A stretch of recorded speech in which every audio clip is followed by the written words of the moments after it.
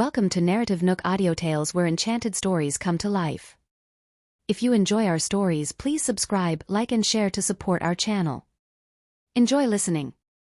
Roxanne looked at the man before her. At the thought that he came to help her out of the situation despite being angry, she was moved and softened her expression as she briefly and concisely told him what had happened the day before. Miss Hightower told Jack to get in touch with me, saying that she wanted to apologize to me in person. I went for the appointment as I couldn't refuse her request. I never expected to be photographed then. The photo of us holding hands was Jack supporting me because I nearly fell down the stairs. I knew I'd be drinking during the meal, so I didn't drive. Jack drove me there instead as we were heading the same way, and he sent me back afterward. He only dropped me at the entrance and didn't even get out of the car. She knew what explanation the man wanted from her, so she picked the part he wanted to hear in the hope that it would calm him down and he would not put her in a difficult spot before the media. Lucian's eyes darkened when he heard her explanation. The suspicion in his eyes gradually faded alongside the anger within him, but he quickly discovered something was off. If Jessica went to apologize to you, why are you and Jack the only two people in the photo? Where was she? Roxanne's tone was hesitant when she replied with a slight frown. Miss Hightower told us to eat first as she was stuck in traffic. That photo was taken while we were waiting for her. A cold glint flashed across Lucian's eyes as he nodded.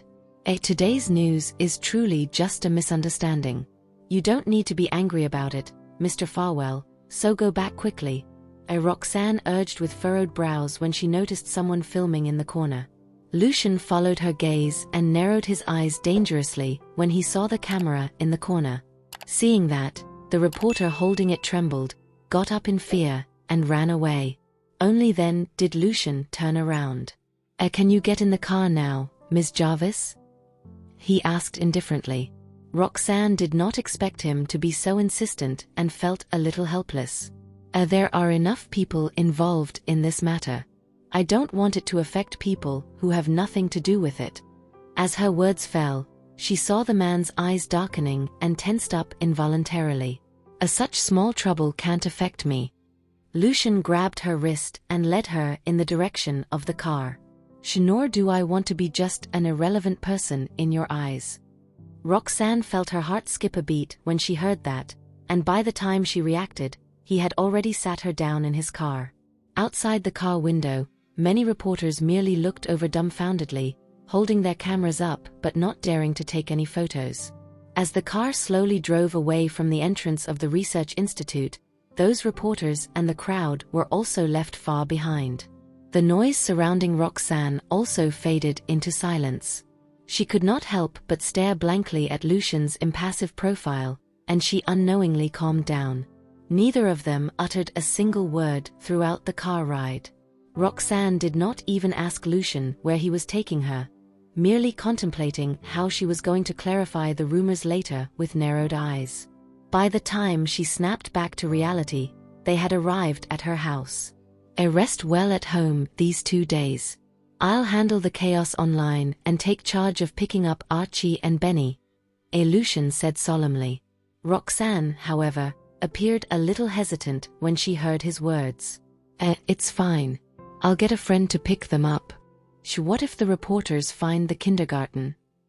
Lucian shot down her idea with a frown. Can your friend handle it? The thought of the reporters heckling her children caused a sinking feeling to creep into Roxanne's heart. In the end, she agreed. In that case, I'll leave them in your care, Mr. Farwell. In the evening, after kindergarten class was over, Archie and Benny stared at their father standing before them in confusion. Your mommy has something to do, so I'll be in charge of sending you to school for the next few days, Lucian explained in a deep voice. The boys exchanged glances upon hearing his words, but did not give it much thought. After all, from their perspective, whichever of their parents doing that was the same. The fact that mommy is leaving the matter of sending us to school to daddy means their relationship is developing in a good direction. As that thought came into their minds, Archie and Benny were secretly pleased as they obediently followed Lucian into the car. Estella was also on cloud 9. If Daddy is responsible for taking Archie and Benny to school these few days, it means I get to visit Ms. Jarvis' home every day. All 3 kids were in a good mood and chattered away in the back seat. Unlike them, Lucian was thinking of Roxanne with a solemn look. It's obvious that Jessica was behind this incident.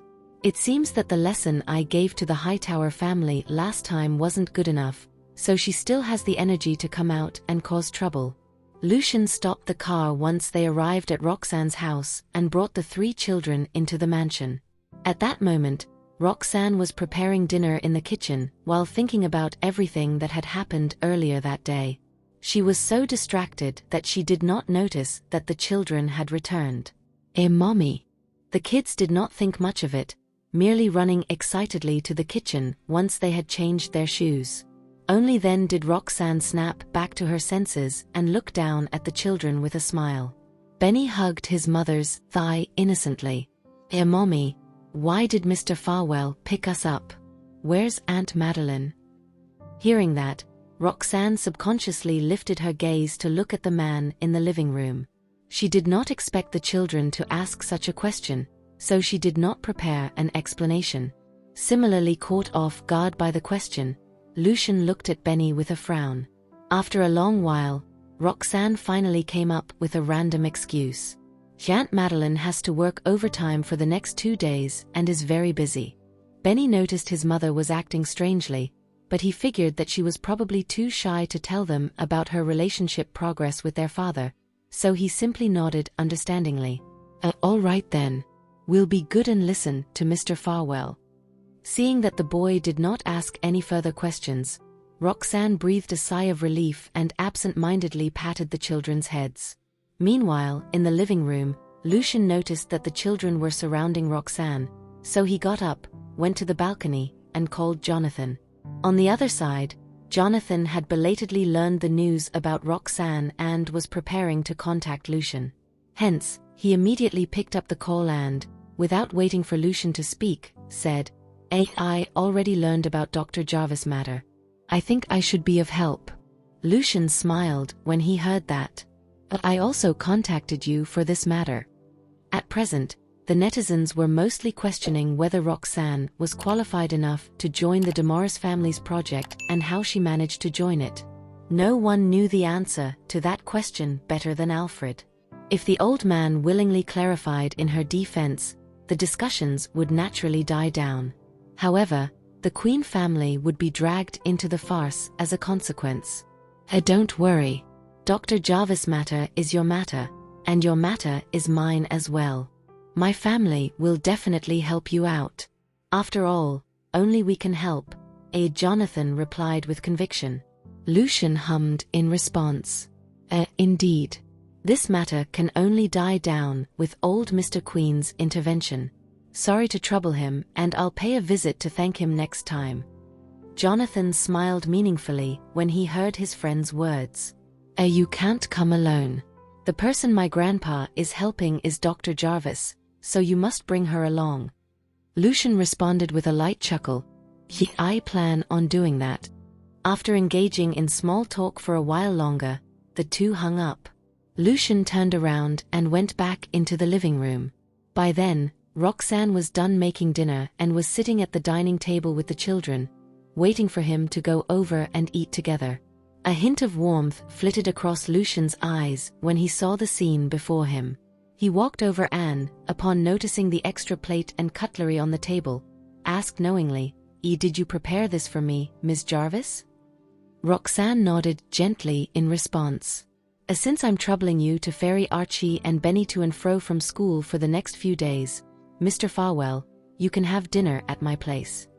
Before Lucian could respond, Estella threw up her hands joyfully. Thank you, Miss Jarvis. Roxanne smiled, feeling much more relaxed than before, as she watched the young girl's delight. Since Estella had replied, Lucian arched his brows but said nothing, merely picking up his fork and eating. After dinner, the little girl was still reluctant to leave. Seeing as it was still early, Roxanne and Lucian did not persist and allowed the children to play for a while longer. After tidying up the dining room, Roxanne left the kitchen to see Lucian sitting on the couch with his brows furrowed, his slender hands rubbing circles on his temples. It looks like he has a headache. Thinking of his recent insomnia, she hesitantly stepped forward and said softly, let me give you a massage. It'll also help your insomnia." Lucian withdrew his hand and turned back to look at her before stating, "If you're doing this because I helped you today, then forget it." He did not want her to be nice to him just to return the favor. His words brought a frown to Roxanne's face, and for a moment, she did not know how to reply. Now that she thought about it, she also could not figure out why she said those words just now. Yet, seeing Lucian's slightly haggard face triggered a strange feeling in her heart. Lucian frowned but kept silent, waiting for her reply. However, there were no movements behind him. Just when he was about to shoot her another question, a pair of hands rested on his temples and massaged them softly. Lucian's eyes darkened at her actions, but he still did not utter a word. With Roxanne's personality, if she only intended to return the favor, she wouldn't have given me a massage after hearing what I had just said. The fact that she's doing this now shows that she's not just being nice to me to repay the favor from the incident earlier day. Well, this is enough for me. He could not deny that the headache caused by insomnia was greatly relieved under her ministrations.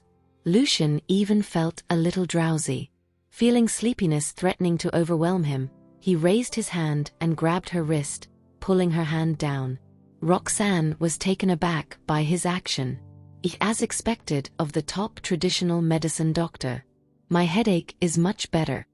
Lucian got up from the couch. It's getting late. I should take Estella back. I'll pick up Archie and Benny in the morning." At that, Roxanne nodded somewhat sluggishly and watched as Lucian walked toward the backyard. Not long after, Estella was led into the mansion by her father before bidding Roxanne farewell obediently. Roxanne smiled at the little girl and followed them out of the mansion. Only after Lucian's car had gone a distance away did she turn around and head back in. That very night, the Queen family announced that Roxanne was the one who had cured Alfred's sickness, resulting in the latter nominating her as a candidate for the DeMorris family's project. The internet went abuzz right after that. In a short span of time, those who were initially against Roxanne now sided with her, although there were some who still questioned her ability. Roxanne was astounded to suddenly receive such an update before going to bed. She had once thought of asking Alfred to help clear the air, but she also didn't want to involve him in the whole ordeal. Yet, the Queen family had decided to help her voluntarily. Thanks to that, the situation was now far more controlled compared to during the day, even if some remained doubtful of her. Not wanting to disrupt Alfred's quiet time, Roxanne decided to dial Jonathan's number. The latter had just finished taking care of his family's PR errands when he answered Roxanne's call. "I just saw the announcement made by your family. Thank you for speaking up for me, Mr. Queen," the woman said with gratitude. Jonathan let out a profound chuckle. "Don't just thank me. To be honest, I took a lot of risks over this matter. I wouldn't necessarily have spoken up if it were just for your sake." Roxanne froze briefly upon hearing that, and she thought back to the similar tone he had used during the medical consultation back at the orphanage. She had thanked him under the assumption that he had helped her when it was, in fact, Lucian's decision all along. Did he do something again? Did Lucian go and look for you? Roxanne surmised. Jonathan's laughter came through the phone instantly. That's right. Well, I did consider taking action, but it was Lucian's personal phone call that really convinced me to make the announcement. So if you want to express your gratitude, I'm not the only one you should be thanking." Conflict swirled within Roxanne's heart. So that phone call he made on the balcony while I was making dinner was to Mr. Queen? He was asking him to make an appearance and help me. He probably would have continued to keep this from me if Mr. Queen hadn't explained anything. Roxanne felt perplexed at the thought of this. I will, Mr. Queen. Thank you, she finally responded, concealing her mixed emotions. I'll thank old Mr. Queen in person another time. Jonathan agreed with a smile. Right after hanging up, Roxanne opened up her chat conversation with Lucian, but even after staring at her screen for God knows how long, she couldn't figure out what to write. Ultimately, she put her phone away without sending out a single text message. Back at the Hightower residence, Stephen thought that since his daughter had apologized to Roxanne and the latter had forgiven her, Lucian would now let them off and that they were clear from danger. Yet, even after waiting all day, the situation remained the same as that of the past 2 days, with various companies calling in and asking to terminate joint projects for all sorts of reasons. Things became direr by night, where those who called couldn't even come up with any more excuses, instead telling Stephen frankly that Lucian had told them not to work with the Hightowers. Naturally, Stephen dared not say anything in response. It was only after hanging up that he realized something amiss, so he headed upstairs to knock on Jessica's door. The young woman was currently staring at her phone with a grim expression. "It's only been 1 day. I took so long planning everything, and yet the tables have already turned? To think that even the Queen family backed that woman up. What's so great about her?" Boiling with rage, Stephen banged on the door. Jessica glanced at the door with a sullen look before getting up and walking over. She saw how infuriated her father looked the moment she opened the door. "Oh, is this your doing?" "Oh," the man roared at her. Jessica froze momentarily. Although he had lost her temper with her in the past, this was her first time seeing him so livid. "It's all Roxanne's fault." In spite of her fear, the woman mustered up the courage to stare at her father. "Oh, what did I do wrong? All I wanted was to show everyone her true colors." Stephen's brows furrowed deeply at that. What did you say?" Seriously, I don't know what people see in her that even the Queen family would step forward to defend her. I'll never believe she could cure old Mr. Queen." Stephen grew puzzled at her words, and deep down, he began to sense that something was off.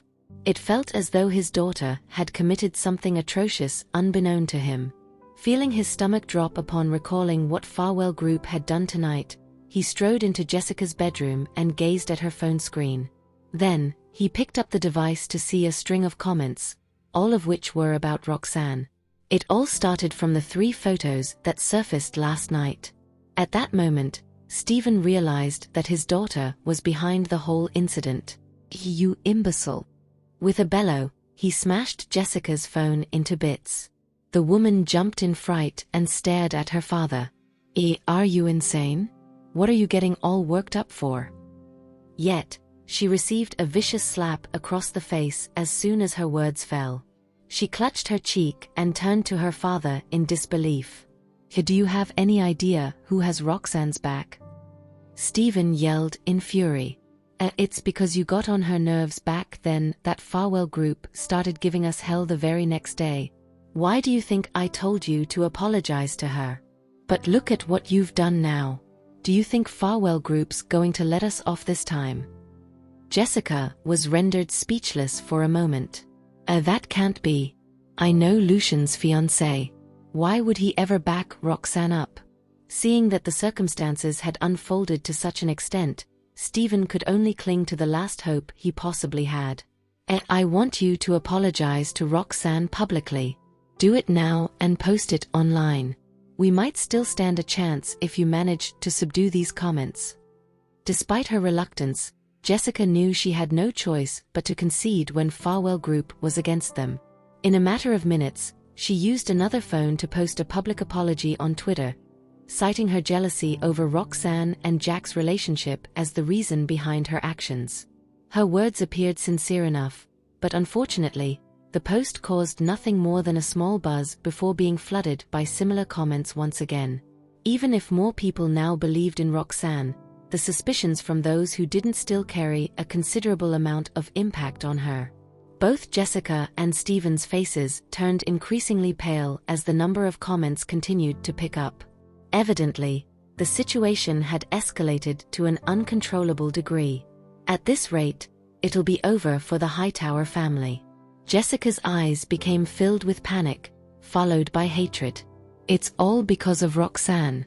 As if seducing Jack wasn't enough, She even went after Lucian when he already has a fiancé. None of this would have happened to our family if it weren't for her. The next morning, Roxanne woke up and immediately checked the comments online. She was now the most trending person on Twitter. Thinking that the comments were leaning to her disadvantage, Roxanne's heart sank as she glanced at the first post with a frown. To her surprise, the most viral tweet was a video of her own professor in an interview. It wasn't just him. Many of Harvey's internationally renowned research partners from his overseas institutes were present too. "I've long heard about the Damaris family's project," Harvey stated in the video.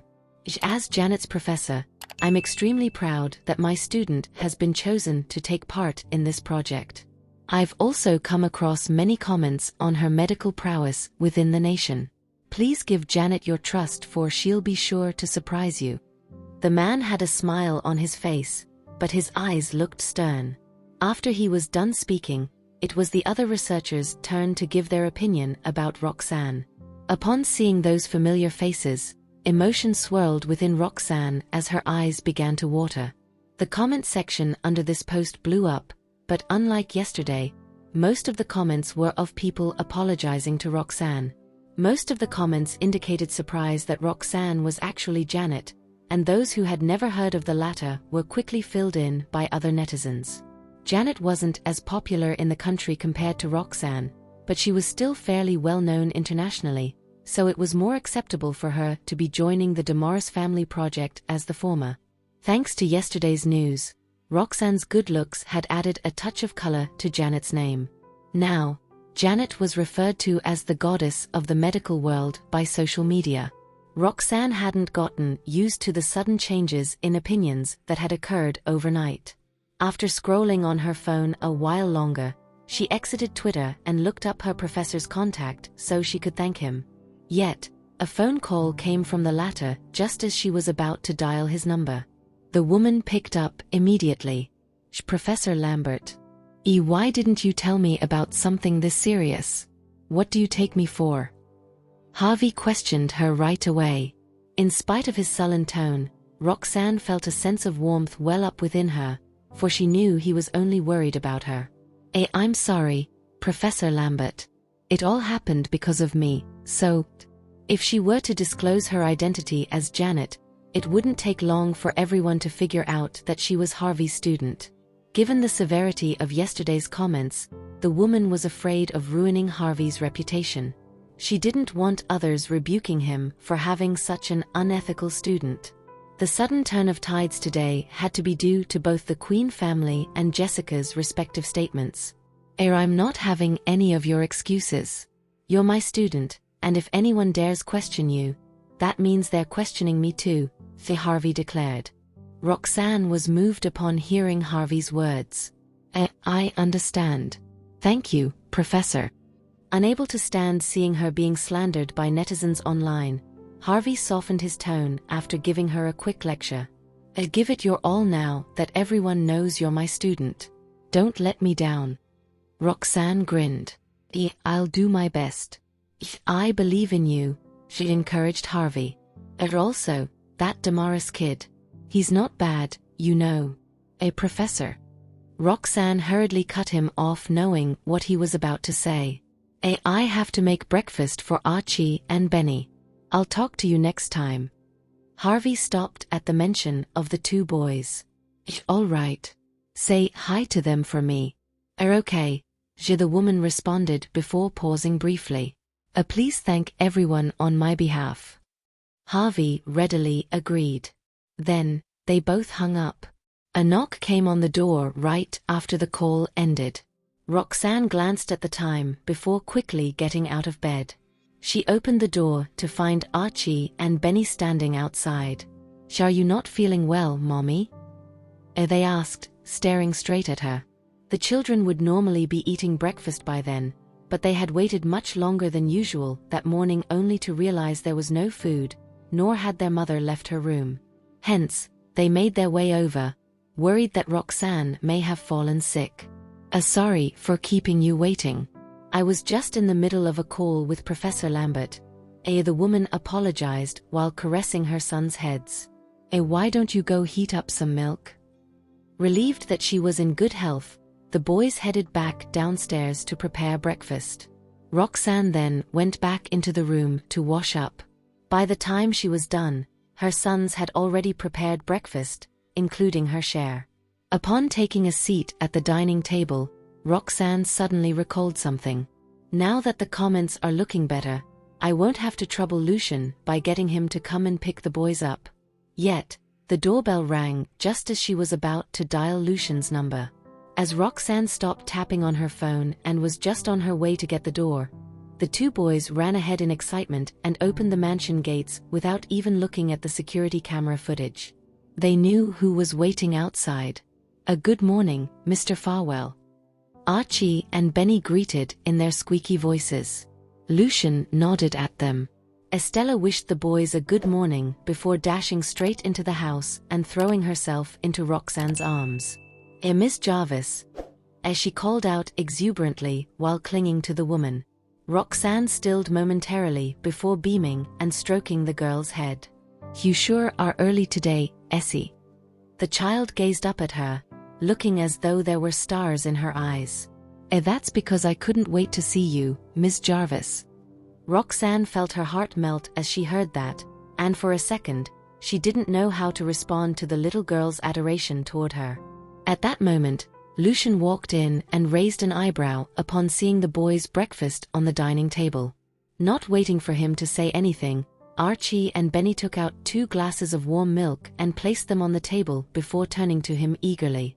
We warmed these up ourselves. Lucian's frown deepened when he heard the boys, and he eventually decided to hold his tongue.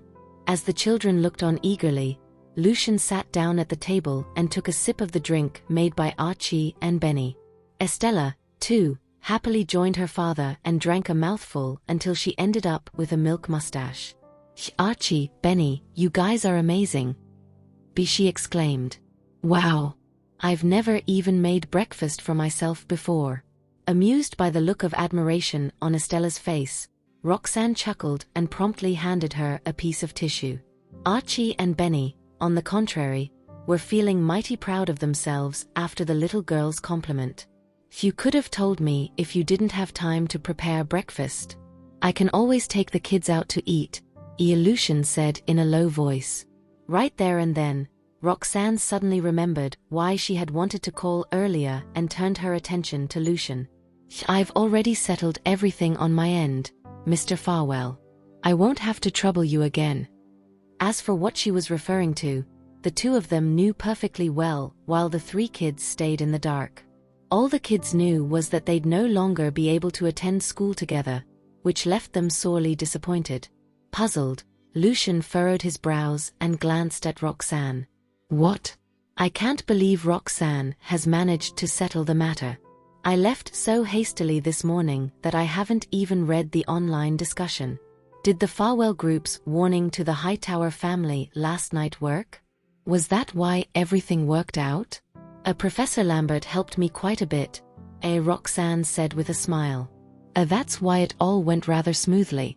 Upon hearing that Harvey had lent a helping hand, Lucian began to feel his inner doubts melt away. After all, Harvey was a more persuasive and compelling figure in the medical field than the Farwell Group could ever be. Alas, it wasn't convenient for Roxanne and Lucian to discuss the matter in front of the children, so the latter merely nodded his acknowledgement. I got it. After breakfast, Roxanne decided to head out with her family since she figured there wouldn't be any problems at the research institute. With that, the 3 children piled into her car and followed behind Lucian's car to the kindergarten.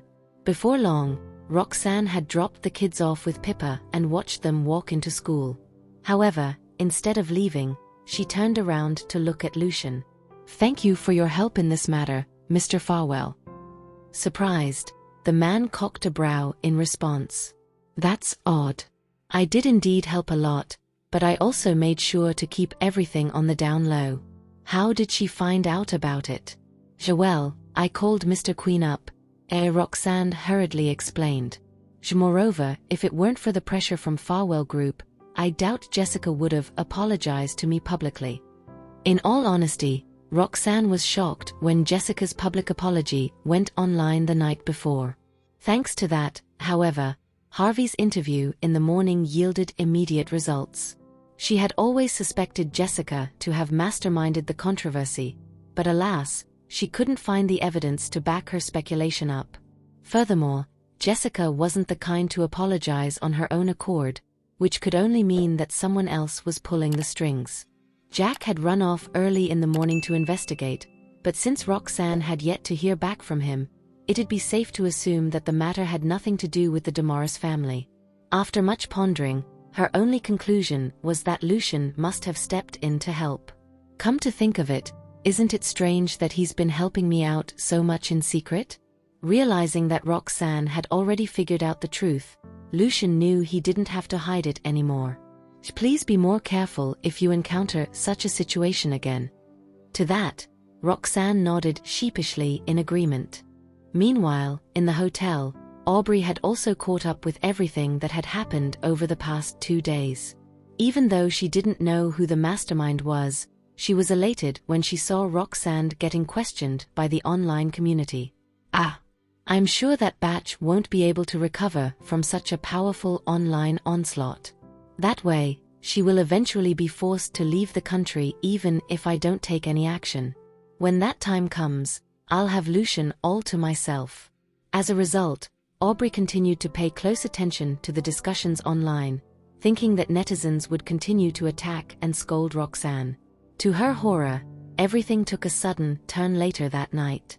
The first wave of anger hit Aubrey when Queen Group published its statement, causing her to toss and turn the entire night as she wondered how she could blow the matter up. Unfortunately, the situation only worsened when Jessica issued a public apology and confessed to spreading the nasty rumors out of sheer jealousy. Since they were both in Horrington's upper-class social circle, Aubrey knew Jessica's reputation well enough to surmise that the latter couldn't have apologized on her own. Something must have happened that forced her to take such a drastic measure. Therefore, as frustrating as things were, Aubrey didn't dare to act rashly.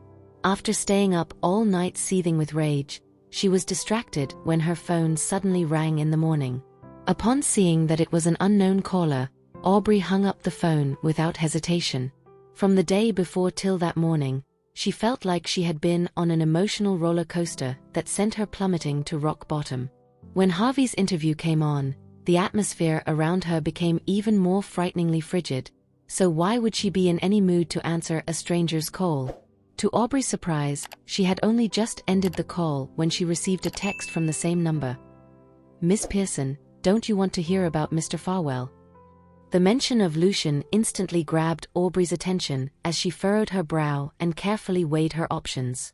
In the end, she decided to call the number, and the person on the other end answered within seconds. Who are you?" Aubrey asked coldly. Eyes blazing with fury, Jessica replied, "It doesn't matter if you don't know me, Miss Pearson. All you need to know is the relationship between Mr. Farwell and Roxanne Jarvis." Upon hearing that, Aubrey felt her heart sink. What? I can't believe she knows about Lucian and Roxanne. If word gets out, what would people think about me as the fiancé? Aubrey replied cautiously, What are you talking about? I don't understand what you're implying." "Yeah. You'd better keep an eye on Roxanne Jarvis, Miss Pearson. Because of her, Mr. Farwell pushed Hightower Group to its edge in just one day," Jessica snapped. "Now that you know what he's willing to do for Roxanne, what do you think their relationship's like?" Needless to say, Aubrey's heart sank even further. The Farwell Group took action, huh? I've always known there was something between Lucian and that batch, but I never expected him to go to such lengths for her. Wait a minute. Are you Jessica Hightower?" Aubrey asked. A cold chuckle rang out on the other end before Jessica's voice sounded again. "I'm surprised that you'd even know me, Miss Pearson. Don't worry. I won't divulge anything about the relationship between Lucian and that batch. That said, I do hope you won't let her off." With that, Aubrey finally heaved a sigh of relief. Thank you for informing me. Since that batch has the guts to seduce Lucian, I'll make her pay for it." After hanging up the call, all Aubrey could think of was everything Lucian had done for Roxanne. At the same time, she felt grateful for staying out of that matter. If I'd done anything, Lucian would definitely find out. If that happens, I'm afraid I'll face a fate as terrible as Jessica's. Still, Lucian is blatantly favoring that batch, Roxanne, now. If this situation drags on, I'll risk losing my position as Lucian's fiancée. I need to make a move. Aubrey sat inside the room for the entire morning but failed to come up with any plan. In the afternoon, when the waitress came to deliver her meal, she got up to open the door. Aubrey frowned slightly at the sight of the waitress pushing the cart full of food into the room as an idea popped into her head. The waitress was shifting the plates of food from the cart to the dining table when a hand suddenly appeared from behind her. That's not needed. I'll do it myself, Aubrey uttered gently. The waitress was stunned after hearing that. She regained her senses after a few seconds and instinctively rejected, this is my obligation. You. Before she could finish the rest of her sentence, the waitress felt someone slam into her. Aubrey yelped and staggered 2 steps backward. Then, she fell to the floor on her side as an agonized expression spread across her face. Even before the waitress could make sense of the unexpected turns of events, she already realized anyone who could stay in the presidential suite was either very affluent or highly influential, so there was no doubt she could not afford to offend this woman. Regardless of whether she had anything to do with the customer's fall, there was no way for her to deny responsibility since that incident happened when she delivered the meal. I'm terribly sorry. It was my fault for being careless. Are you all right? The waitress hastily apologized without hesitation. Aubrey held her arm and wore a tight frown. My arm is hurting so badly. The waitress panicked at once after hearing that. I'll send you to the hospital right away. She reached out to help Aubrey up from the floor as she spoke. Naturally, Aubrey's goal was not to visit the hospital. When she heard the waitress offer, she immediately shook her head. That's not needed. I'm going to make a phone call. Perturbation overwhelmed the waitress' mind after Aubrey said she wanted to make a phone call. Since Aubrey did not order her to leave, the waitress had no other choice but to remain rooted in her spot and wait. Subsequently, Aubrey dialed Lucian's phone number, but it took quite a while for the call to be picked up. What's the matter? Lucian asked coldly. He had just finished his work in the morning and was about to have lunch when he suddenly received Aubrey's call. An icy glint flashed across her eyes when she sensed his indifferent tone. Despite that, her tone was pitiful as she said, Lucian, my arm is hurting. He furrowed his brows after listening to her. Go to a hospital then.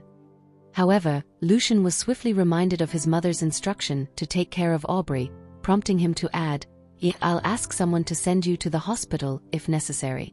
Aubrey's expression grew increasingly ugly. That's not needed. The injury is not that severe, but it's a little painful. It'll be inconvenient for me to live alone in the hotel, so can I go to your place and stay there for a couple of days? The waitress was baffled when she saw the changes in Aubrey's expression and heard her tone. However, the next second, Aubrey glared at the waitress, causing the latter to be scared out of her wits. On the other end of the phone call, Lucian knitted his brows without showing any inclination to agree to Aubrey's request. All along, Roxanne has been wary of my status as Aubrey's fiancée, contributing to her reluctance to accept my pursuit. Her perception of me is finally improving now. If I allow Aubrey to move into my house, I'm afraid all my previous efforts will go down the drain. Thank you for listening. If you have enjoyed this story, please like and share so others can see it too. Also hit the subscription button and notification bell so you can be notified on our next release. Thank you for your support. God bless you.